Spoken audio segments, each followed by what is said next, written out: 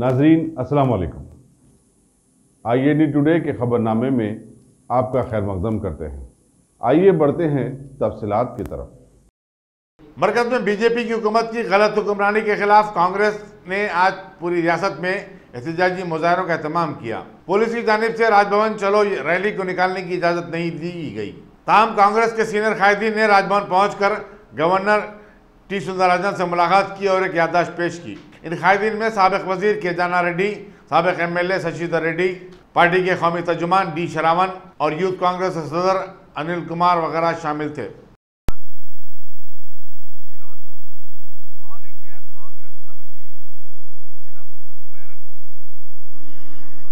తెలంగాణ రాష్ట్ర వ్యాప్తంగా అన్ని జిల్లాల్లో కూడా కేంద్ర రాష్ట్ర ప్రభుత్వాలు తీసుకున్నటువంటి ఆర్థిక విధానాల వల్ల ఈ రాష్ట్రంలో దేశంలో ఆర్థిక పరంగా దిగజారినటువంటి విధానాలని ప్రజలకి ప్రభుత్వానికి తెలియజెప్పడం కోసం కాంగ్రెస్ పార్టీ అన్ని జిల్లాల్లో ఈ కార్యక్రమాలు చేపట్టింది. ముఖ్యంగా నరేంద్ర మోడీ గారు వారు తీసుకొచ్చినటువంటి డిమానిటైజేషన్ వల్ల GST విధానం వల్ల దేశంలో పెద్ద ఎత్తున పరిశ్రమలన్నీ కూడా నష్టపోయాయి. ఉద్యోగాలన్నీ పరిశ్రమలు మూతవేయటం వల్ల ఉద్యోగాలన్నీ పోతా ఉన్నాయి. కొత్త ఉద్యోగ కల్పన లేదు. వ్యవసాయ పరంగా పెద్ద ఎత్తున గ్రోత్ పడిపోయింది. సర్వీస్ సెక్టర్ పడిపోయింది. అంతిమంగా ఈరోజు GDP అది పూర్తిగా 3%కి 6%కి పడిపోయేటువంటి పరిస్థితి దేశవ్యాప్తంగా చూస్తూ ఉన్నాం. దానికి తోడు ఈ రాష్ట్రంలో ఉన్నటువంటి TRS పార్టీ ప్రభుత్వం తీసుకున్న ఆర్థిక పరమైనటువంటి విధానాల వల్ల పూర్తిగా అసంబద్ధమైనటువంటి లెక్కల్ని అటు అసెంబ్లీకి హైకోర్టుకి దాఖలు చేసి ఈ రాష్ట్రాన్ని ఏ రకంగా మోసపుచ్చుతుందో కూడా గవర్నర్ గారి దృష్టికి తీసుకొచ్చాం. అట్లాగే రెవెన్యూ రికార్డ్స్ అప్డేట్స్ వల్ల రాష్ట్ర వ్యాప్తంగా జరుగుతున్నటువంటి రైతులకు సంబంధించిన ఆందోళనలు కూడా జరుగుతున్నటువంటి వ్యవసాయ పరంగా ఉన్నటువంటి నష్టాన్ని కూడా గౌరవనీయులైన గవర్నర్ గారి దృష్టికి తీసుకొచ్చాం. అట్లాగే RTCకి సంబంధించిన సమ్మె అతిపెద్ద సంస్థ వ్యవస్థ ఈ తెలంగాణ రాష్ట్ర ఆ రూట్ని ప్రైవేట్ పరం చేయొద్దని RTCకి ఉండాలని చెప్పి కూడా దాన్ని కాపాడటం కోసం వారి చర్యలు తీసుకోవాలని చెప్పడం జరిగింది. అట్లాగే RTC కార్మికుల సమస్యలను వెంటనే పరిష్కరించి వాళ్ళందరినీ ఉద్యోగాల్లో తీసుకోవాలి. వాళ్ళ కోరికలన్నీ కూడా సహేతుకమైనవి చెప్పడం కూడా జరిగింది. ఈ కార్యక్రమం ఈ అంశాలతో కూడినటువంటి రిప్రజెంటేషన్ ఈరోజు గాంధీ భవన్ నుంచి హైదరాబాద్లో బయలుదేరినటువంటి ఈ కార్యక్రమం మధ్యలో రాష్ట్ర పోలీస్ యంత్రాంగం అంతా కూడా అరెస్ట్ చేసి మా అందరినీ గోషామహల్ పోలీస్ जो आज हमको कांग्रेस भवन से बाहर आने के लिए रोक दिया, हमारा ख्याल में सारा देश में सारा दुनिया में भी कहीं ऐसा एक डेमोक्रेटिक कंट्री में नहीं होता है कि कोई भी विरोधी पार्टी हो सबको अपना अपना प्रतिवाद प्रोटेस्ट रखने का अधिकार है, मगर ये सरकार इतना अनडेमोक्रेटिक इलीगल है कि कांग्रेस भवन से बाहर आने के लिए नहीं दिया गया। वी स्ट्रांगली कंडेम इट और कांग्रेस पार्टी की तरफ से भी हम लोग ह्यूमन राइट कमीशन का पास और गवर्नर साहब को भी बोले हैं और प्रेसिडेंट को भी बोलेंगे। साथियों, आज जो RTC का बारे में बोल रहे थे, RTC स्ट्राइक करके 50,000 वर्कर को डिसमिस किया है और 50% रूट को प्राइवेटाइजेशन किया है। अभी खबर मिली है कि हाई कोर्ट स्टे ऑर्डर दिया है, उसको कांग्रेस पार्टी की तरफ से हम स्वागत करते हैं, मगर इसमें कोई अंतर नहीं है। ये मोदी एंड KCR जैसे हमने बोला था ये RTC को प्राइवेटाइजेशन कर रहा है और इधर मोदी NTPC NHPC जितना भी पब्लिक सेक्टर है एयर इंडिया सबको प्राइवेटाइजेशन करके बेच रहे थे। हमको भी ये मजाक की बात है इधर बीजेपी बोले आरटीसी प्राइवेटाइज का विरुद्ध में लड़ाई करते हैं, मगर ये नहीं बोलते हैं कि रेलवे, इलेक्ट्रिसिटी, एनएचपीसी, एनटीपीसी सभी पब्लिक सेक्टर जिसको जवाहरलाल नेहरू के समय में जो पब्लिक सेक्टर आया था, जो असेट्स क्रिएट हुआ है, ये मोदी सरकार उनको बेचना चाहता है।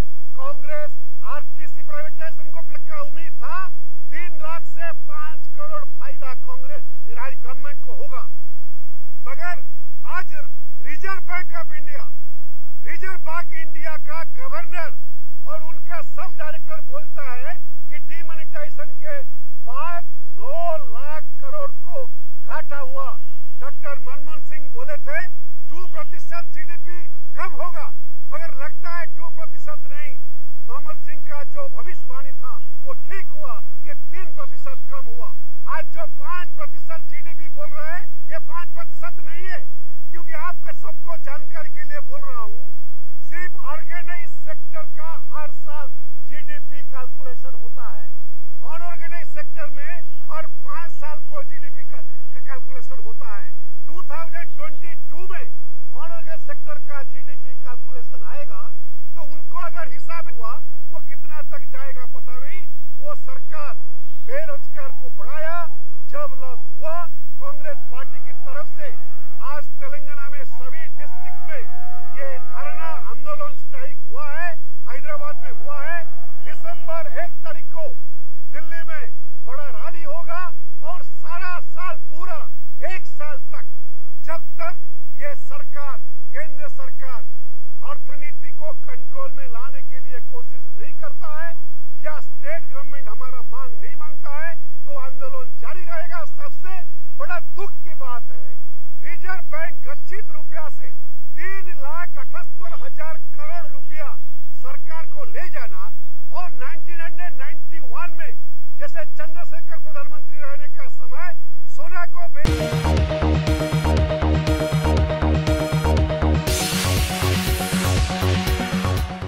रियासती वज़ीर फाइनेंस टी हरीश राव ने आज असेंबली के अहाते में स्टेट बैंक ऑफ इंडिया की शाख का इफ्तिताह किया। इस मौके पर वजीर उमूर मुखन्ना प्रशांत रेड्डी, स्पीकर पोचाराम श्रीनिवास रेड्डी, सदनशीन खानूसाज काउंसिल जी सुखेंद्र रेड्डी भी मौजूद थे। इस शाख से अरकान असेंबली और काउंसिल के अलावा असेंबली के स्टाफ को इस्तेफादे का मौका फराहम होगा।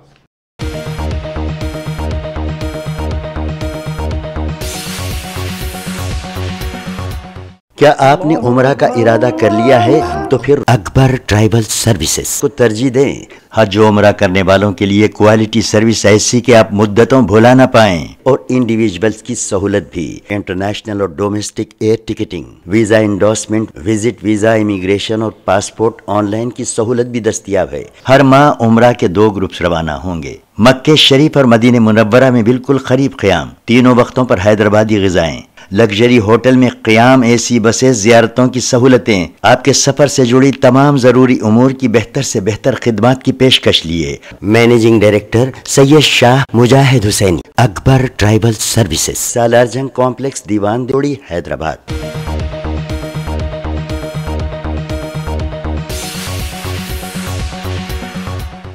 2040 तक हिंदुस्तान को तालीमी मैदान में दुनिया में सबसे आगे पहुंचाने के लिए क्या किया जाना चाहिए, इस मौजू पर मुल्क भर के माहिर तालीम की एक रोज़ा कॉन्फ्रेंस हैदराबाद में मुनक़िद हुई।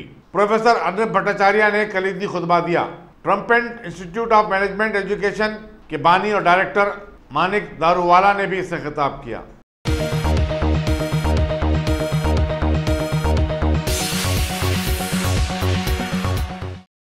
वारंगल में गुज़िश्ता दिनों ABN आंध्रा ज्योति के रिपोर्टर पर हमले और शदीद ज़दोकोबी करने का वाक़या पेश आया।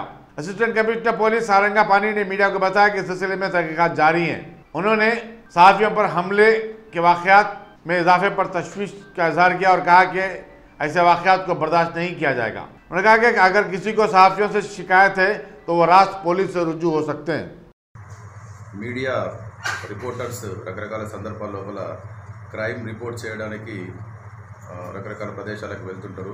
వాళ్ళ ఐడెంటిటీ తెలిసిన సందర్భం లోపల వాళ్ళ పట్ల ఏమైనా మీకు ఇబ్బంది అనిపించినా కూడా దయచేసి వాళ్ళకు తెలియచేయాలి, లేక మాకు తెలియచేయాలి తప్ప కొంతమందిని పోగు చేసుకొని దౌర్జన్యం చేయడం, వాళ్ళని కొట్టడం, వాళ్ళని ఇబ్బంది పెట్టడం ఇట్లాంటి సంఘటనలు చేయొద్దని చెప్పి అందరికీ పోలీస్ తరఫున మనవి చేస్తున్నాము. చిన్న చిన్న సంఘటనలు చిన్న చిన్న ఇష్యూలు చిలికి కానివారై పెద్ద సంఘటనలు పరిస్థితి వస్తుంది. ఎవరైనా చట్టాన్ని చేతిలోకి తీసుకొని దౌర్జన్యం చేయడం కానీ, ముఖ్యంగా మీడియాపై దౌర్జన్యం చేయడం లాంటి సంఘటనలు జరిగితే వాళ్ళపైన చట్టపరమైన కఠినమైన చర్యలు తీసుకోవడం జరుగుతుంది.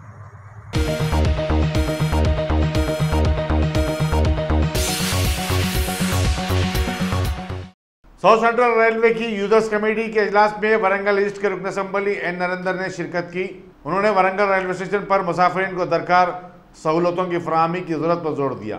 उन्होंने मुसाफिरीन को एक प्लेटफॉर्म से दूसरे प्लेटफॉर्म पर जाने के लिए फुट ओवर ब्रिज की तामीर और एस्केलेटर लगाने की तजवीज़ रखी।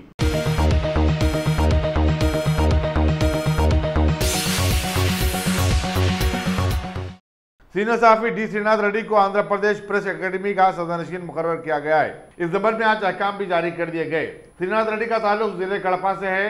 वो तकरीबन 4 दहाकों से मैदान सहाफत में है। श्रीनाथ रेड्डी माजी में आंध्र प्रभा और इंडियन एक्सप्रेस के लिए भी काम कर चुके हैं।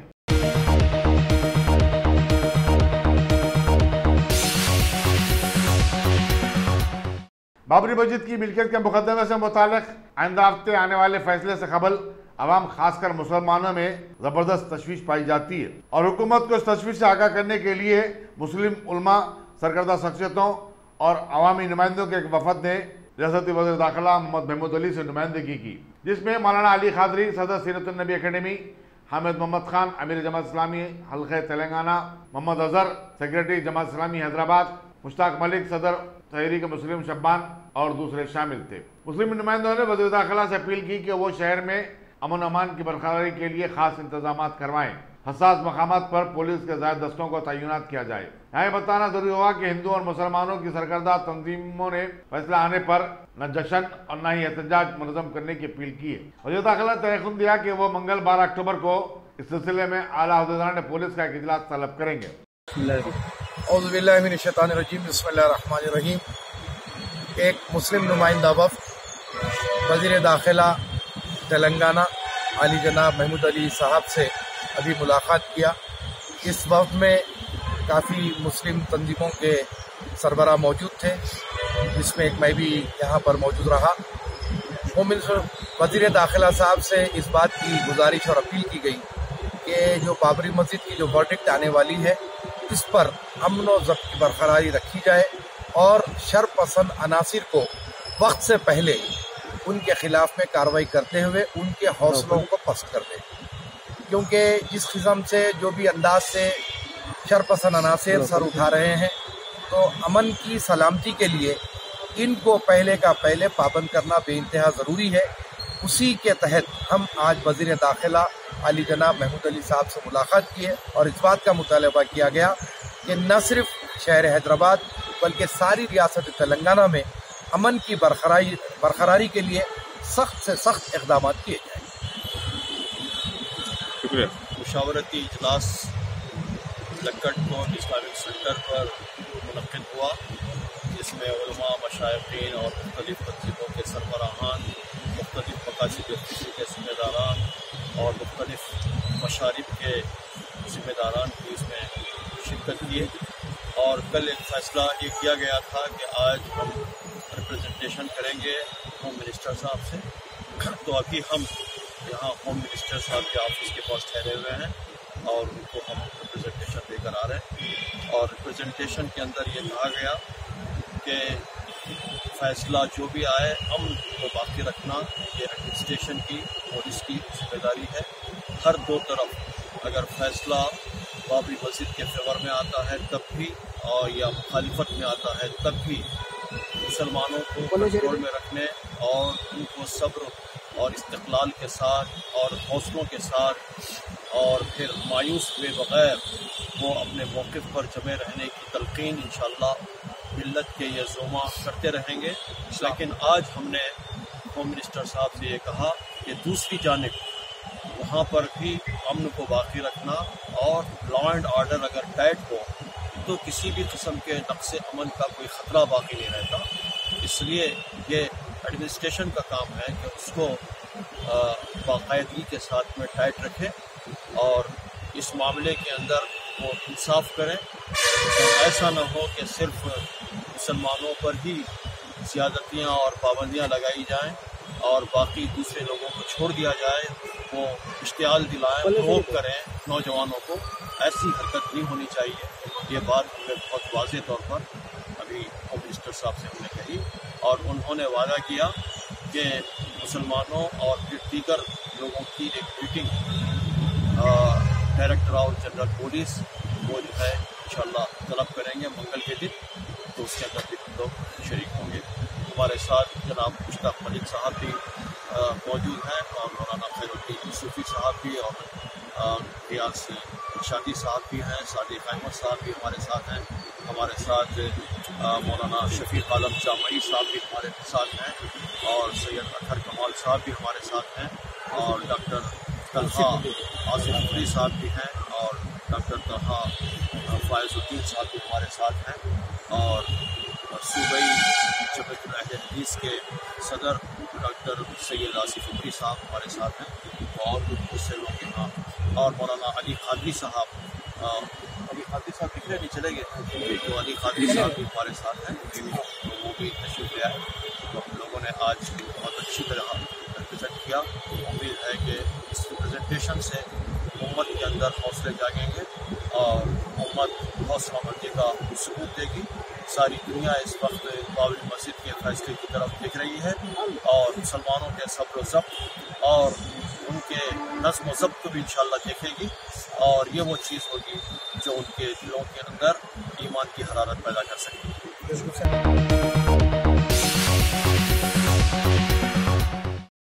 Top selection computers. अगर आप टेक्नोलॉजी के दौर में रहते हुए टेक्नोलॉजी से दूर हैं तो सोचिए मत, आइए एक बार खिदमत का मौका दीजिए। हमारे यहाँ branded computers Dell, HP, Lenovo, laptop accessories उम्दा क्वालिटी निहायत ही वाजबी दाम पर दस्तयाब है। स्कूल, कॉलेज, कॉर्पोरेट, ऑफिस वगैरह में बल्क क्वांटिटी में सप्लाई की जाती है। इसके साथ साथ हमारे यहाँ माहिर टेक्नीशियंस की निगरानी में रिपेयर की सहूलत भी मौजूद है। अगर आप अपने घर, दुकान, सोसाइटी, स्कूल वगैरह को सेफ और क्राइम फ्री बनाना चाहते हो तो इंस्टॉल कीजिए CCTV कैमरा जो HD क्लियरिटी के साथ दस्तयाब है। गुज़िश्ता 10 साल से मुल्क भर में अपनी इन तमाम खिदमात को जारी रखते हुए आपके एतमाद को बरकरार रखने वाला नाम top selection computers, Vijayanagar colony beside Riyan hotel Hyderabad. Director Syed Rashid Ali. Phone 9849715954। Top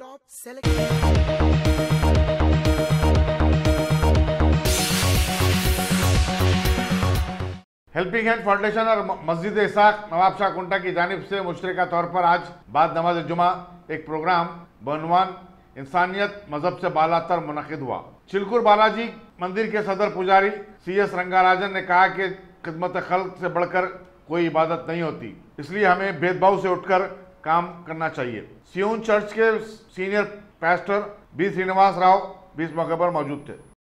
आपके आने की वजह क्या थी और क्या? पहले बात जो है, लोगों की बात सुन के हम लोग डिसीजन नहीं लेना चाहिए, ये पहली बात है।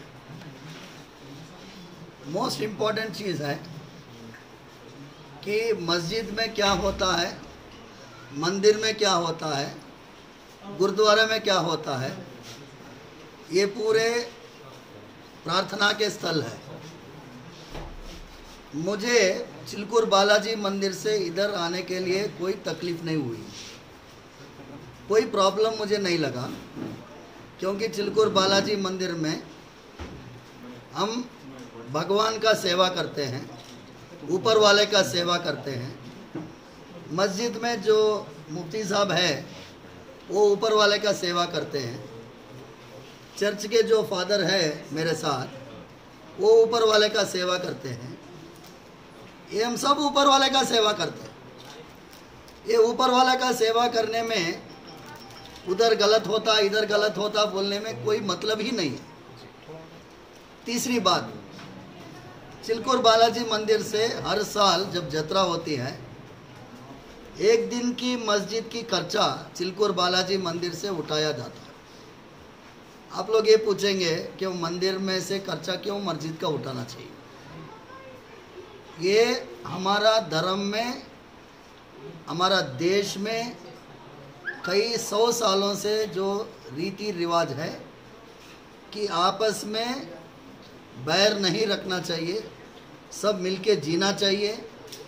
इसको हम चलाने के लिए ही ये आज पहला कदम हमने उठाया। हेल्पिंग हैंड फाउंडेशन के द्वारा ही हम इधर आए। हेल्पिंग हैंड फाउंडेशन के द्वारा हमने ये प्रार्थना किया कि ऐसी चीज़ जो है, ऊपर वाले का हाथ होता है, ऊपर वाले का हाथ हेल्पिंग हैंड होता है। ऊपर वाले का हाथ कभी भी दूसरों को साथ देने वाला होता है।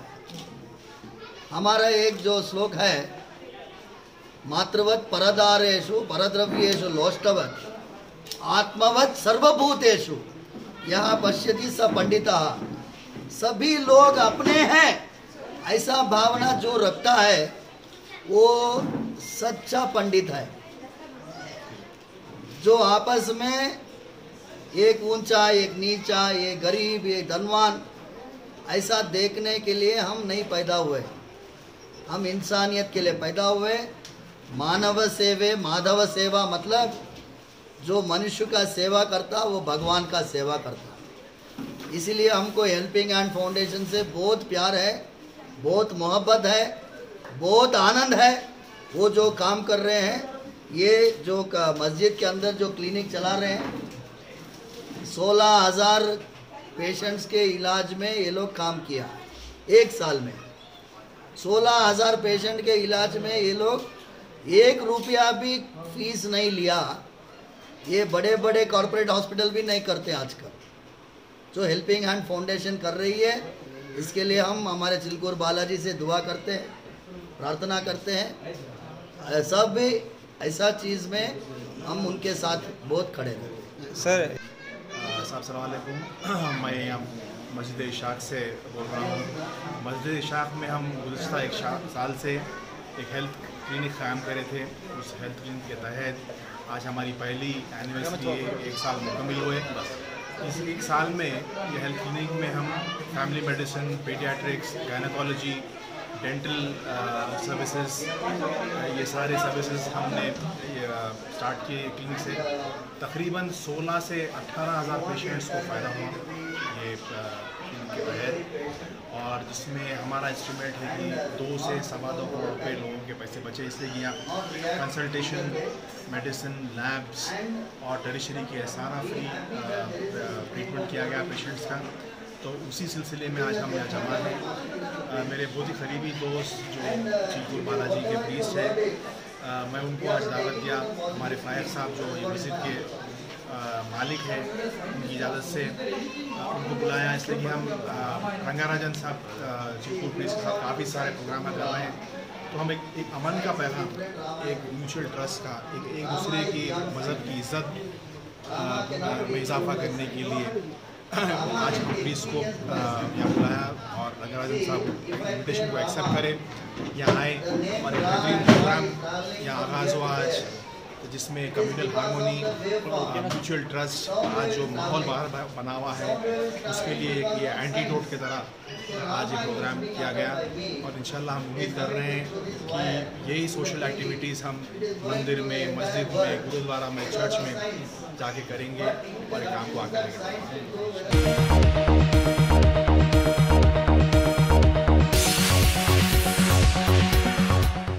मेहमान नवाजी और अच्छे खानों के लिए मशहूर शहर हैदराबाद में एक और नई रेस्टोरेंट का क़याम अमल में आया है। मजलिस के रुकन असम्बली जाफर हसन मेराज ने मल्लेपल्ली में नवाब दरबार रेस्टोरेंट का इफ्तिताह किया, जहां पर जायकादार और लजीज खानों के साथ आवाम की खिदमत की जाएगी। रेस्टोरेंट के मालिक मोहम्मद अरशद ने मेहमानों का खैर मकदम किया। मल्लेपल्ली पे एक नई होटल का इनाग्रेशन अमल में आया है, जिस होटल का नाम है नवाब दरबार। बेशक आज लोग जो पुरानी तहजीब है वो सबको भूल चुके थे। नवाब दरबार जो यहाँ के हैदराबादी खाने के मशहूर जो डिशेस होते हैं वो डिशेस यहाँ पर दस्तयाब होंगे। मैं नवाब दरबार के ओनर्स को मुबारकबादी देना चाहता हूँ।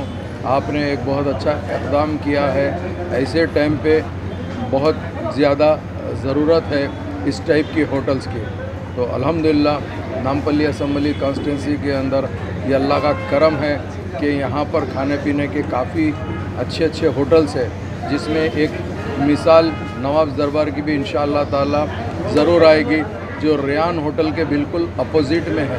रेयान होटल ख़ुद अपने आप में एक मशहूर नाम है एक ज़माने से मल्लेपल्ली पे। अब नवाब दरबार जो आई है तो मुझे अल्लाह की ज़ात से उम्मीद है अल्लाह सुब्हानहू व तआला ज़रूर रिस्क में बरकत देगा और तरक्की देगा, और इंशाअल्लाह ताला ज़रूर यहाँ की चाय भी बहुत मशहूर है। तो मैं ख़ास तौर से यहाँ पर चाय भी पी रहा हूँ, और मुझे उम्मीद है कि आज की जो महफ़िल में तमाम मेहमान आए हैं ये लोग इंशाअल्लाह ताला न सिर्फ खाने को एंजॉय करेंगे बल्कि नवाब दरबार का जो एम्बियंस है, जो यहाँ का इंटीरियर है, उसको भी पसंद करेंगे। बहुत बहुत शुक्रिया।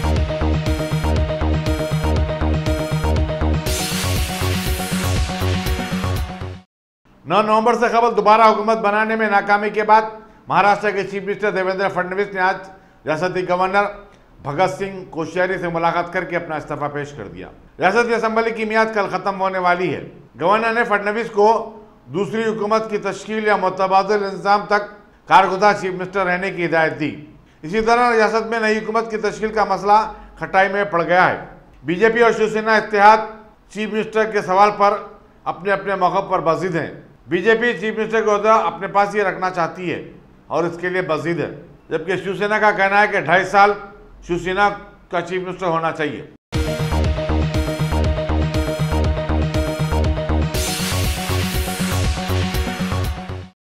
फौजी जराये के मुताबिक पाकिस्तानी फौज से ताल्लुक रखने वाले 5 से 6 जवान लाइन ऑफ कंट्रोल को पार करके जम्मू कश्मीर में दाखिल हुए हैं और उन्होंने जबरदस्त फायरिंग और शलबारी की, जिससे एक हिंदुस्तानी जवान हलाक हो गया। यह वाक़या जिले पुंछ के कृष्णा घाट में नंगा टेकरी में पेश आया। महलूक जवान का ताल्लुक मराठा रेजिमेंट से था। इसके बाद पूरे इलाके में हालात कशीदा हो गए, लेकिन काबू में हैं। पाकिस्तानी जवानों का मकसद वादी कश्मीर में अमन अमान की सूरत हाल को बिगाड़ना और हिंदुस्तानी फौज को मुश्तइल करना था।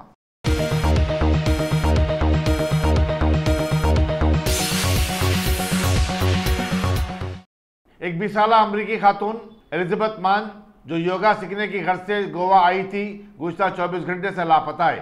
रियासती पुलिस ने उसकी सरगर्मी के साथ तलाश शुरू कर दी है। अमरीकी रियासत मिनेसोटा से ताल्लुक रखने वाली एलिजाबेथ 27 अक्टूबर को हिंदुस्तान पहुंची थी और गोवा के एक तरबियती मरकज में दाखिला लिया था। एलिजाबेथ की खाला जेनी जॉनसन बॉफमैन ने भी अपनी भांजी की तलाश के लिए फेसबुक पर मुहिम शुरू की है और आवाम से उसका पता चलाने की दरखास्त की है। शुमाली गोवा के एक हॉस्टल के मैनेजर से भी पुलिस पूछताछ कर रही है।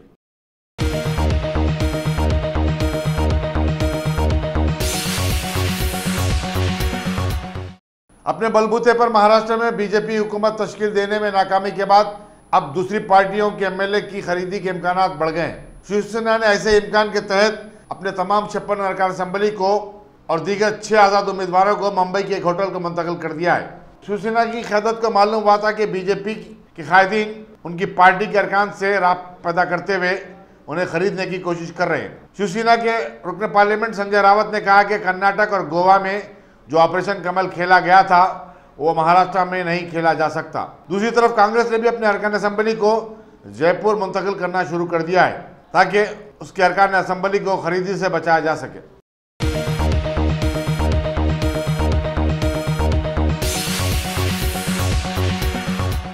अगर आपने हमारे चैनल को सब्सक्राइब नहीं किया है तो आपको यहाँ सब्सक्राइब बटन दिख रहा है, उसे क्लिक करिए और सब्सक्राइब कीजिए और साथ ही साथ बेल आइकॉन को भी क्लिक करिएगा जिससे कि आपको ताज़ा अपडेट मिलते रहें।